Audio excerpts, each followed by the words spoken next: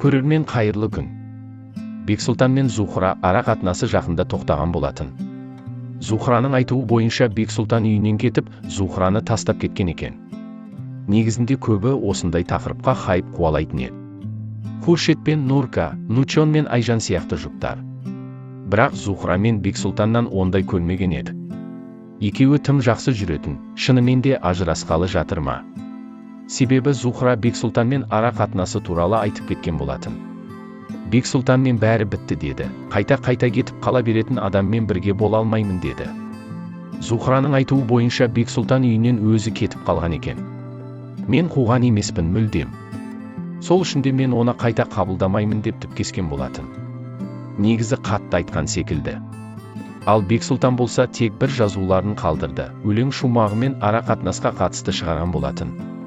Раббым маған осы сынақты көтере алатын күш бер. Бәріне шаршадым деген болатын. Бірақ ашып ештеңе де айтпады. Бір өлең шумағын оқып берейін сіздерге, іштегі сезімі сол болар. Түнгі ой деді. Біз кеше қандай едік? Бір-бірімізді сүйетін едік. Сезімге бас иетін едік. Бір-біріміз үшін қуанатын едік. Бір ауыз сөзге жұбанатын едік. Бір-бірімізді сыйлай білгенде. Шыңға да бірге шыға алатын едік. Ал қазір ше, еш нәрсеге жанымызды қинамайтын болдық.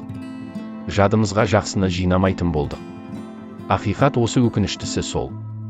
Бір-бірімізді сыйламайтын болдық деді. Түсінгенім бойынша Бексұлтанның ойынша сыйластық жоқ. Зухраның айтуынша түсінбестік жоқ.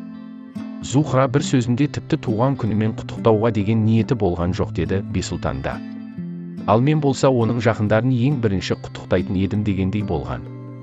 Не болса да екеуінің ара қатынасы қайта жақсы болады деген сенімдеміз. Барлық адамда бір сондай мезет болатыны анық. Ал оқырмандардың ойлары қалай екен желіде, сіздерге бір екеуін оқып берейін. Ажыраспағаны дұрыс қой. Мүмкін желіге өздеріне пайда түсіру үшін жариялап отырған шығар. Қосылып жатса қолдаймыз. Бексұлтан өте жақсы жігіт, байыпты, салмақты, тәрбиелі, ажырасқаны жаман бопты, таяқтың да екі ұшы болады. Адам аласы ішінде деген.